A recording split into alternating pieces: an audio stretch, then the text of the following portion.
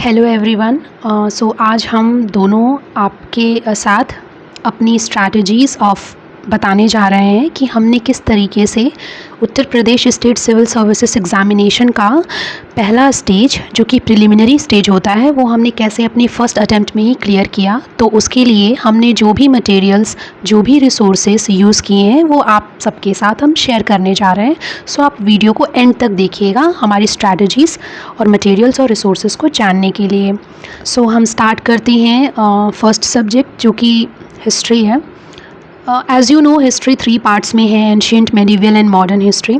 तो सबसे पहले हम जानते हैं कि मैम की क्या स्ट्रैटेजी रही है। Hello everyone. तो मेरे हिस्ट्री के बेसिकली 2 रिसोर्सेज थे। एक तो घटना चक्र मैंने बहुत अच्छे से थॉरली उसको 3-4 बार किया था। इसके साथ ही मैंने स्पेक्ट्रम की बुक जो आती है वो ज़रूर अच्छे से कर ली थी, क्योंकि आज 2023 से जो है हमारा पैटर्न चेंज हो गया है, तो सारा कुछ हमें घटना चक्र से नहीं मिल रहा है। तो उसके लिए आप लोगों को एक बुक ज़रूर रेफ़र करनी चाहिए। तो ये जो बुक है स्पेक्ट्रम, इस बुक को आपको ज़रूर कवर करना है, ठीक है?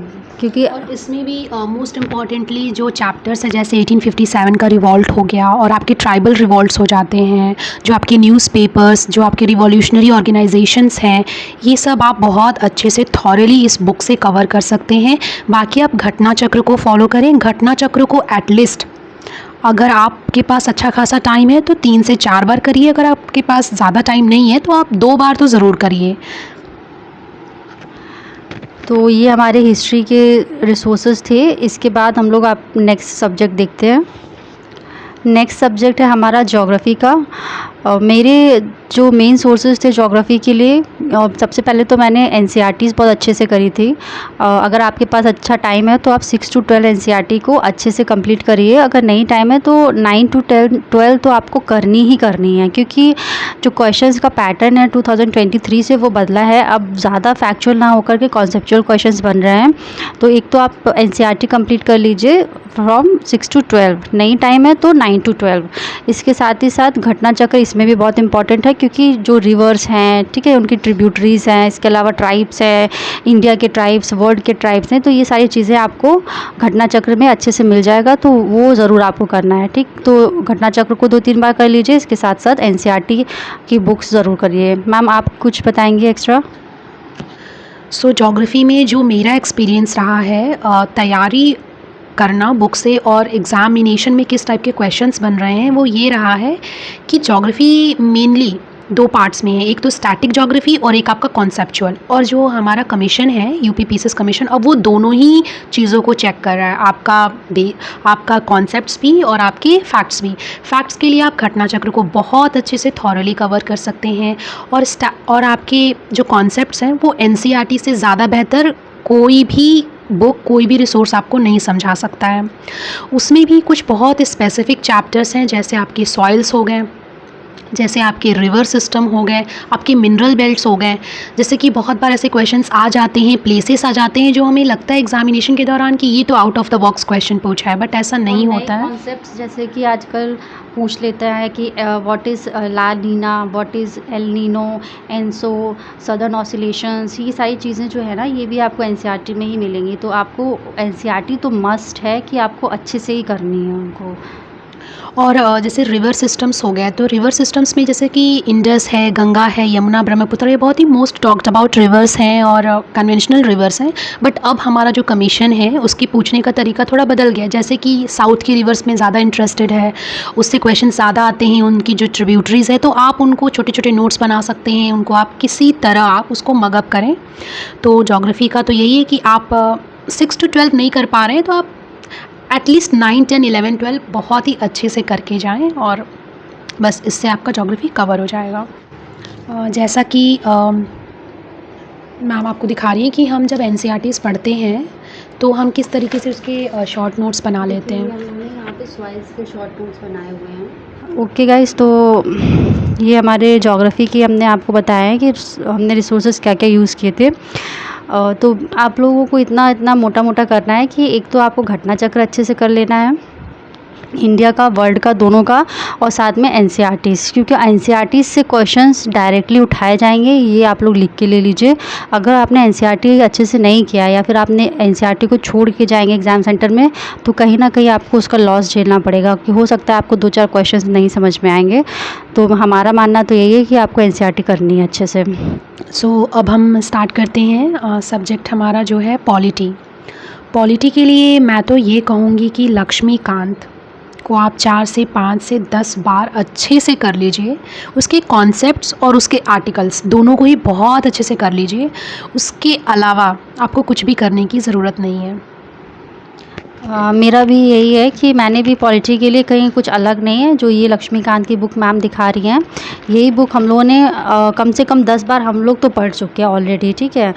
तो एक तो इसका रिवीजन बार बार आप पढ़िए, और इसके जो कुछ इम्पॉर्टेंट जो टॉपिक्स हैं, जैसे कि फंडामेंटल राइट्स हो गए, जो स्टार्टिंग के चैप्टर्स हैं, डीपीएसपी हो गए, प्रिएम्बल हो गए, या फिर हमारा जो हिस्टोरिकल बैकग्राउंड है, तो ये सारे टॉपिक्स आपको बहुत अच्छे से आना चाहिए। इसके अलावा जब भी आप पढ़ रहे हैं पार्लियामेंट के बारे में, तो आप पार्लियामेंट और स्टेट लेजिस्लेचर दोनों को एक के बाद पढ़िए, ताकि आपको थोड़ा सा एक लिंक बना सके, आपको डिफरेंस समझ में आए। तो इस तरीके से आपको करना है। वैसे ही आपको जैसे प्राइम मिनिस्टर, चीफ मिनिस्टर का पढ़ना है, तो साथ में पढ़िए council of ministers at the centre and council of ministers at the state. तो आप ना इस तरीके से पढ़िए। न्यूज़ में है, जो भी टॉपिक न्यूज़ में है, जैसे इलेक्शन कमीशन के सिलेक्शन में जो अमेंडमेंट्स किया सेंट्रल गवर्नमेंट ने, या फिर सुप्रीम कोर्ट की कोई रूलिंग है, तो उससे रिलेटेड जो भी आर्टिकल न्यूज़ में चल रहा है, आप उसको बहुत अच्छे से करके जाइए, क्योंकि वो ज़रूर आपको पेपर में देखने को मिल सकता है। और अभी कमीशन जो है वो कॉन्सेप्ट्स पे ज़्यादा फोकस कर रहा है। तो आप जो कॉन्सेप्ट्स हैं, जो अनटच्ड कॉन्सेप्ट्स हैं, स्पेशली जो अनटच्ड कॉन्सेप्ट्स हैं, उस पर भी बहुत फोकस है। तो आप लक्ष्मीकांत को बहुत अच्छे से करिए। इसके साथ ही साथ मैं आप लोगों को ये भी बताना चाहूँगी कि पॉलिटी में आपको जो जैसे ह्यूमन राइट्स कमीशन है, नेशनल ह्यूमन राइट्स कमीशन है, विमेंस कमीशन है, चाइल्ड कमीशन है, ठीक है। तो इनके जो सारे चेयरमैन्स हैं, इनको आपको क्रोनोलॉजी अच्छे से करनी है। इसके अलावा जो ऑर्गेनाइजेशंस फॉर्म हुई हैं, क्योंकि क्वेश्चंस पूछे जा रहे हैं कि सीपीआईएम जो है वो कब फॉर्म हुआ था, तो ये सारी चीज़ें भी आप लोगों को करनी है। और ये सारी चीज़ें आपको लक्ष्मीकांत की बुक में ही मिल जाएंगी। इसके लिए आपको कहीं अलग से कोई बुक नहीं देखनी है। लक्ष्मीकांत के लास्ट चैप्टर्स आप देखिएगा, वहाँ पर आपको सब कुछ मिल जाएगा। नेक्स्ट सब्जेक्ट है हमारा science and technology. Science and technology के लिए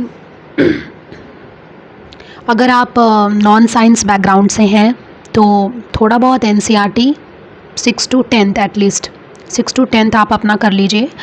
और बाकी जो भी घटना चक्र में आपके पास्ट ईयर के क्वेश्चंस हैं, वो कर लीजिए आप अच्छे से। आप अपने हिसाब से कर लीजिए, 4 बार, 5 बार, 6 बार, 10 बार, जो भी है। और करंट अफेयर्स में जो भी चल रहा है, इसरो का जो भी न्यू डेवलपमेंट्स हैं, न्यू प्रोजेक्ट्स हैं, तो वो मिशंस हैं, उसके बारे में बहुत अच्छे से, बहुत डिटेल्स में पढ़ के जाइए। सिर्फ चंद्रयान मिशन लॉन्च किया है, कब किया है, इतना जानने से नहीं है। उसका क्या ऑब्जेक्टिव है, उसमें लैंडर का नाम क्या है, रोवर का नाम क्या है, उसमें और भी क्या क्या सब मिशंस हैं, ऑर्बिटल्स हैं, तो वो सब बहुत अच्छे से करके जाइए। तो साइंस एंड टेक्नोलॉजी के लिए मेरा तो यही रहा है, क्योंकि मेरा साइंस बैकग्राउंड था, तो मैंने घटना चक्र अच्छे से किया है, और मैंने जो भी करंट अफेयर्स के जो भी टॉपिक्स रहे हैं वो बहुत अच्छे से पढ़ा है। तो मुझे एज सच नहीं लगता है कि साइंस एंड टेक्नोलॉजी में आपको इससे ज़्यादा कुछ रिसोर्स रेफ़र करने की आवश्यकता है। तो गाइज़, मेरा साइंस एंड टेक्नोलॉजी पे यही टेक है कि आपको घटना चक्र बहुत अच्छे से करके जाना है। घटना चक्र में आपको ज़्यादा से ज़्यादा क्वेश्चंस मिल जाएंगे एग्ज़ाम पेपर में, और इससे ज़्यादा मुझे लगता है बाहर नहीं कुछ आता है, स्पेशली यूपीपीसीएस में। तो आप लोग घटना चक्र कर लीजिए, बस इतना काफ़ी है। नेक्स्ट हमारा टॉपिक है एनवायरनमेंट। एनवायरनमेंट के लिए आप घटना चक्र को फॉलो कर सकते हैं इस एग्ज़ाम के लिए। एंड करंट अफेयर्स में जो भी प्लेसेस इन न्यूज़ है, स्पीशीज़ इन न्यूज़ है, जो भी ऑर्गेनाइजेशंस जो भी रिपोर्ट्स निकालती हैं, जैसे आपकी यूएनईपी हो गई, IUCN रेड डेटा का जो भी न्यू रिपोर्ट्स आती हैं, जो भी IPCC की न्यू रिपोर्ट्स आती हैं, या जो भी आपके इन्वायरमेंट, क्लाइमेट चेंज से रिलेटेड जो भी आपके न्यूज़ में कॉप कन्वेंशंस हो रहे हैं, या किसी भी तरीके का कोई क्लाइमेट रिलेटेड कन्वेंशंस है, तो आप उसको बहुत अच्छे से पढ़ के जाइए। इससे बाहर कुछ नहीं आता है। बट हाँ, जो भी चीज़ करंट में है उसको सिर्फ आप ऊपर से करके जाएंगे, तो आप सिर्फ क्वेश्चंस को देख पाएंगे कि हाँ आपने ऐसा कुछ सुना है, बट आप उसको बहुत थॉरली गूगल कर सकते हैं। गूगल करके उसके बारे में हर एक डिटेल्स अच्छे से जानिए, उसको रिवाइज़ करिए मल्टीपल टाइम्स, और बस घटना चक्र और जो भी करंट अफेयर्स है उससे आगे कुछ भी नहीं आता एनवायरनमेंट में। आप हमने तो यही फॉलो किया, आप भी इसको फॉलो कर सकते हैं। नेक्स्ट है इकोनॉमी। इकॉनमी के लिए मैंने स्पेशली सिर्फ़ और सिर्फ घटना चक्र किया था। मुझे लगता है ये मोर देन सफिशिएंट है। इससे आगे इससे ज़्यादा आपको नहीं आएगा ही नहीं पेपर में। आप इसको मान लीजिए इकॉनमी के लिए ये वाला घटना चक्र ये एनवायरनमेंट का घटना चक्र है। हाँ, ये एनवायरनमेंट का घटना चक्र है और ये हमारा इकॉनमी का घटना चक्र है। तो बस आप ये कर लीजिए अच्छे से, इतना बहुत है आपके लिए। और इकोनॉमी में स्पेशली जो कमीशंस हैं, कमिटीज़ हैं, जो आपके आरबीआई के जो डेटा है, जो न्यू रिपोर्ट्स हैं, इसमें हम लोग देखते हैं कुछ स्पेसिफिक टॉपिक्स जो कमीशंस के बहुत फेवरेट टॉपिक्स हैं इकॉनमी में, कि जैसे कि हमारे कुछ जो बहुत मोस्ट इम्पॉर्टेंट इकोनॉमिस्ट्स रहे हैं, जैसे मैक्स वेबर हो गए, अमर्त्य सेन हो गई, गुनार मिर्डल हो गए। इनकी जितनी भी बुक्स हैं, इनके जितने भी वर्क्स हैं, वो आप एक बार गूगल करके भी देख सकते हैं। जो भी कमिटीज़ एंड कमीशंस इकोनॉमी से रिलेटेड बनाए गए हैं वो आप देख सकते हैं कि किसने हेड किया है और किससे रिलेटेड है। जैसे मलिमत कमेटी हो गया, मल्होत्रा कमेटी हो गई, जो कि आपके इंश्योरेंस से रिलेटेड है। तो ऐसे आप देख सकते हैं क्योंकि उनका ईयर और किससे संबंध है, बस इससे ज़्यादा वो नहीं पूछते हैं। एंड इकॉनमी में आप करंट अफेयर्स को तो फॉलो कर सकते हैं, साथ में इकोनॉमिक सर्वे एंड बजट। और बजट के लिए आपको यूपी एंड सेंट्रल गवर्नमेंट का बजट दोनों ही अच्छे से फॉलो करना है। और आपको ये बिल्कुल भी नहीं सोचना है कि यूपी का एग्ज़ाम है तो यूपी बजट पे ज़्यादा स्ट्रेस दिया जाएगा। कमीशन बहुत अच्छे से जानता है बच्चों के साथ खेलना। तो कमीशन सेंट्रल गवर्नमेंट के भी जो भी आपके बजट आती है सेंट्रल गवर्नमेंट की, वो भी बहुत थॉरली आप करके जाइए, क्योंकि बहुत सारे बजट में आपके डेटा फैक्ट्स होते हैं, वो बहुत अच्छे से करके जाइए। और इकोनॉमिक सर्वे भी जो है वो आप अपना state specific and central government दोनों अच्छे से करके जाइए। तो आपका मुझे लगता है कि ये मोर देन इनफ है इकोनॉमी के लिए। ओके गाइस, तो आप इकोनॉमी के लिए इतना फॉलो कर लीजिए, बस इससे ज़्यादा आपको नहीं करना है प्रीलिम्स के लिए। नेक्स्ट टॉपिक है हमारा करंट अफेयर्स। करंट अफेयर्स के लिए जो मैंने अपनी स्ट्रैटेजी बनाई थी, तो मैंने 2 यूट्यूब चैनल से अपना करंट अफेयर्स किया था। तो मेरा सबसे इम्पॉर्टेंट मेरा एक रिचुअल मैंने बनाया हुआ था कि मैं डेली का करंट अफेयर्स रोज़ देखती थी, एटलीस्ट 2 चैनल से। तो आप लोग भी, जो आप लोगों को इतने सारे यूट्यूब चैनल्स हैं जो आपको लगे कि हाँ ये आपके एग्ज़ाम के अकॉर्डिंग इनका कंटेंट है, तो आप उन चैनल्स को सब्सक्राइब कर लीजिए और डेली का डेली करिए। क्योंकि जब एक साथ आप पूरा मंथ का करने बैठते हैं ना, तो आपको बहुत हेक्टिक भी लगा, बहुत बर्डन भी लगता है। तो मेरा ये था कि मैं डेली न्यूज़ करती थी और उसके बाद मैं एक मंथली मैगज़ीन जो थी वो उठा करके ले आती थी और उससे मैं अपना उसको पूरा रिवाइज़ कर लेती थी। मुझे लगता है इससे ज़्यादा कुछ ज़रूरी नहीं है। और लास्ट में जो ई दृष्टि आती है इंग्लिश की, वो आप कर सकते हैं, ठीक है। तो ये हमारे पास देखिए ई दृष्टि है, इस तरीके से आप ये कर लीजिए। बाकी मैम बताएंगी। प्रतियोगिता दर्पण मैगजीन भी आती है, तो इसमें आप इसमें भी बहुत अच्छे तरीके से जो भी मेजर जो मिशंस या जो भी मेजर इश्यूज़ चलती हैं न्यूज़ में, वो बहुत अच्छे से ये कवर करते हैं। तो ये आपकी मेंस के लिए भी हेल्पफुल होती है और आपके प्रीलिम्स के लिए भी होती है। और जैसा कि मैम ने बोला कि यूट्यूब चैनल्स हैं, तो हाँ यूट्यूब चैनल्स तो सभी फॉलो करते हैं। आप भी, आपको जो सूटेबल लगता है, अच्छा लगता है, आप यूट्यूब चैनल वो फॉलो कर सकते हैं। National, international, world news and specially हमें लगता है कि इंडिया से रिलेटेड जो भी पॉलिटिकल डेवलपमेंट्स हो रहे हैं, जो पॉलिटिकल अपहेवल्स हैं, वो ज़्यादा आएगा। लेकिन हम जब एग्जामिनेशन सेंटर में जाते हैं तो हमें पता चलता है, जैसे कि अभी पास्ट ईयर के पेपर में था कि ब्रिटेन की फाइनेंस मिनिस्टर जिनको निकाला गया, उनको किस बेसिस पे शायद निकाला गया। सो इससे ये पता चलता है कि आप जो हैं, जो भी इंटरनेशनल लेवल पे, इंटरनेशनल एरेना में जो भी पॉलिटिकल चेंजेस, पॉलिटिकल अपहेवल्स, छोटी से छोटी न्यूज़, जैसे कि ब्रिटेन के प्राइम मिनिस्टर को क्यों निकाला, तो आप छोटी से छोटी चीज़ जो भी न्यूज़ में है आप उसको बिल्कुल ध्यान रखें। क्योंकि कमीशन सिर्फ ये नहीं चाहता कि आप बड़ी चीज़ों पे फोकस करें, वो ये भी चाहता है कि जो छोटी से छोटी भी चीज़ें, जो चेंजेस हमारे सराउंडिंग्स में हो रही हैं, उस पर आपका थोड़ा बहुत ध्यान होना चाहिए। तो मुझे लगता है कि करंट अफेयर्स के लिए यूट्यूब चैनल एंड कुछ मैगजीन्स एंड ई दृष्टि आप बहुत अच्छे से करके जाइए। प्लस जो आप मॉक्स लगाते हैं उसमें भी आपको करंट अफेयर्स के कुछ ना कुछ क्वेश्चंस मिल जाते हैं, जहाँ से आपके करंट अफेयर कवर हो जाता है। तो करंट अफेयर्स भी हो गए, उसके बाद आपके बचते हैं मिसलेनियस। मिसलेनियस के लिए वैसे तो मैंने यूट्यूब से ही सारा कंटेंट यूज़ किया था कि मिसलेनियस में देखिए क्या आ जाता है। मिसलेनियस में बहुत सारे टॉपिक्स होते हैं, जैसे कि आपका टाइगर सेंसस हो गया, आपका फॉरेस्ट सर्विस हो गया, फॉरेस्ट सर्वे हो गया, आपका लाइफ स्टॉक सर्वे, मिनरल्स का डेटा हो गया, क्रूड ऑयल वगैरह का डेटा हो गया, इसके अलावा आपका एक्सपोर्ट इम्पोर्ट्स ये सारे हो गए। बजट इसमें आपका हो जाएगा, आपका इकोनॉमिक सर्वे हो जाएगा, इसमें यूपी का बजट हो जाएगा। और जो भी जैसे अभी आपने देखा होगा स्नो लेपर्ड का सर्वे आया, सेंसस 2011 का, ये भी बहुत इंपॉर्टेंट है, ठीक है। तो ये सारे जो टॉपिक्स होते हैं ये सब हम लोग मिसलेनियस में कवर करते हैं। तो मिसलेनियस के लिए आप जो देख लीजिए, एक एक टॉपिक करके डालिए यूट्यूब पे और उस पर 2 से 3 वीडियो आप देख लीजिए, तो ऑलमोस्ट आपका कवर हो जाएगा। और कोशिश करिए जो भी अगर आप सेंसस भी पढ़ रहे हैं तो ये नहीं है कि सिर्फ आपने सेंसस में ये देख लिया कि पॉपुलेशन ग्रोथ क्या है, ये सब भी देखिए कि सेंसस कब से स्टार्ट हुआ है, किसके काल में शुरू हुआ है, कंपैरिजंस देख लीजिए, ठीक है। तो आपको ना पूरा स्टार्टिंग से लेके एंड तक सारी चीज़ें आपको सेंसस के बारे में पता होना चाहिए, क्योंकि कमीशन को ना अब वो सारे क्वेश्चंस जो पहले से कन्वेंशनल क्वेश्चंस थे वो तो अब पूछ नहीं रहा है। तो आप लोगों को ये सब चीज़ें जानकारी होनी चाहिए कि हमारा टारगेट कब का है, कि हम लोग कब तक की पॉपुलेशन स्टेबलाइजेशन में पहुंचेंगे। तो ये सारी चीज़ें भी आप लोगों को देखनी है। और एक चीज़ और है, जैसे कि सेंसस पे जो भी हम डेटा फॉलो करते हैं तो हम ज़्यादा से ज़्यादा क्या करते हैं, कोई यूट्यूब चैनल ओपन कर लेते हैं और उसका देख लेते हैं। लेकिन मैंने एक चीज़ नोटिस किया जब मैंने एनसीईआरटी पढ़ा 12th या 11th का आई गेस, तो उसमें देखा कि पॉपुलेशन पे सेंसस पे बहुत ही अच्छे, और हमने तो ये भी देखा कि फर्स्ट पेज से ही डायरेक्ट जो है स्टेटमेंट उठा के डाला था सेंसस पे।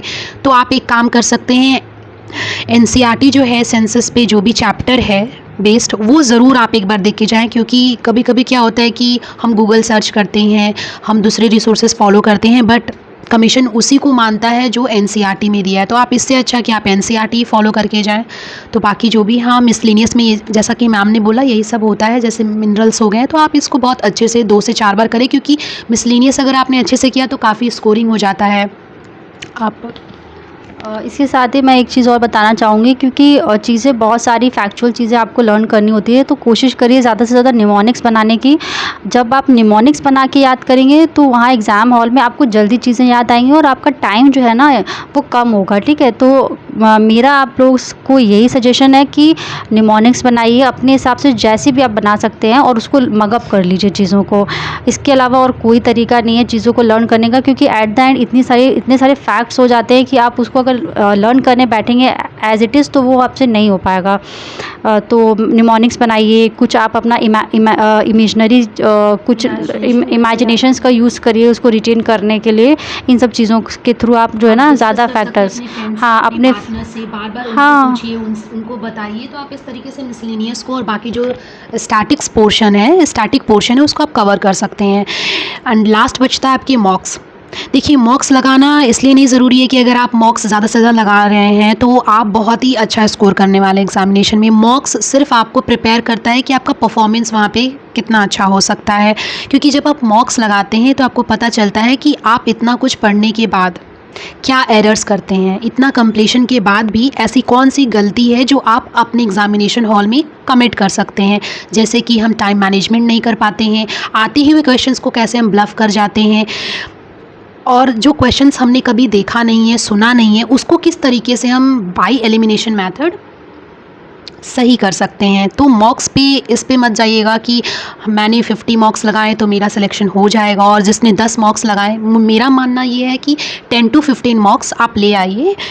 आप अच्छे कोचिंग इंस्टीट्यूट्स के मॉक्स ले सकते हैं और 10 to 15 मॉक्स लगा के बस अपना एक्यूरेसी चेक करिए, और अपने जो भी एरर्स आप कमिट कर रहे हैं ड्यूरिंग गिविंग दी मॉक्स वो देख लीजिए, उसको एनालाइज कर लीजिए, एंड बाकी उसके बाद आप जितना भी आपने पढ़ा है उस सबको रिवाइज़ करिए। मुझे मेरा मॉक्स पे ये कहना है कि जब मैंने एग्ज़ाम दिया था तो फ़र्स्ट ऑफ़ ऑल मैंने बहुत सारे मॉक्स लगाए थे। मैंने 10-12 नहीं, मुझे लगता है 20-25-30 तक तो मॉक लगाए थे। और देखिए, मॉक्स जो है ना इम्पॉर्टेंट ये नहीं है कि आपने नंबर ऑफ़ मॉक्स कितने लगाए हैं। आपके जो मॉक्स हो वो आप जब भी लेने जाइए तो ज़रूर देखिए कि उसमें क्वेश्चंस किस तरीके से फ्रेम किए गए हैं। क्या सिर्फ़ और सिर्फ फैक्चुअल या फिर how many these districts are in Uttar Pradesh, इस तरीके के क्वेश्चंस अगर हैं तो आप, मुझे लगता है वो आपके लिए हेल्पफुल नहीं है। जितना मॉक आपका टफ़ होगा उतनी आपकी प्रैक्टिस होगी। तो मेरा यही था कि मैंने 2 मॉक्स उठाए थे, बहुत अच्छे कोचिंग सेंटर्स के उठाए थे। और उससे एक और चीज़ अच्छी हो जाती है कि आपको ना ज़्यादा से ज़्यादा टफ़ क्वेश्चंस टैकल करने की जो एक हैबिट बन जाती है ना, वो आप ही डेवलप हो जाती है धीरे-धीरे। और मॉक्स में सबसे अच्छी चीज़ ये रहती है कि आपका रिवीजन भी हो जाता है। आपने जो चीज़ें पढ़ी होती हैं आपकी रिवाइज़ हो जाती है, आपकी टिप्स पे आ जाती है चीज़ें, ताकि जब आप एग्ज़ाम हॉल में आप जाएँगे, अगर वो क्वेश्चन आता है तो आपको बहुत कम टाइम उसमें लगता है। तो मॉक्स का वैसे तो इम्पोर्टेंस है, और कोशिश करनी चाहिए कि कम से कम आप 10-15 मॉक्स ज़रूर लगा के जाएँ। तो इस तरीके से ये हमारी स्ट्रैटेजी थी जो पूरे प्रीलिम्स को क्लियर करने की। Last but not the least, अगर आप फ्रेशर हैं और अगर आप फ्रेशर नहीं भी हैं तो इसको ज़रूर लें, पास्ट ईयर पेपर्स, क्योंकि पास्ट ईयर पेपर्स को देख के ही आप एनालाइज़ कर पाएंगे कि आपको क्या पढ़ना है और क्या नहीं पढ़ना है। ओके गाइस, तो हमने आपको सारे अपने जो भी रिसोर्सेज थे, जो भी मटेरियल्स हमने यूज़ किया था वो हमने बता दिया है। इसके साथ ही सबसे इम्पॉर्टेंट चीज़ है कि आपको एग्ज़ाम हॉल में किस तरीके से अपने आप को काम रखना है, कंपोज रखना है, उसके लिए हम आपको एक अलग से वीडियो बना के देंगे, जिसमें कि हम आपको ये बताएंगे कि एग्ज़ाम के हॉल में आपको प्रेशर कैसे हैंडल करना है। तो अगर आप लोग चाहते हैं कि हम लोग वो वीडियो बनाएं तो प्लीज़ कमेंट ज़रूर करिएगा, और हम लोग कोशिश करेंगे जल्दी से जल्दी वो वीडियो भी आप लोगों को दें। बाकी आपको ये वीडियो कैसा लगा, हमारे रिसोर्सेज वगैरह आपको कैसे लगे, तो आप ज़रूर बताइएगा, अपनी राय ज़रूर दीजिएगा, और हमारे चैनल को सब्सक्राइब करिए, लाइक करिए, शेयर करिए। Thank you so much.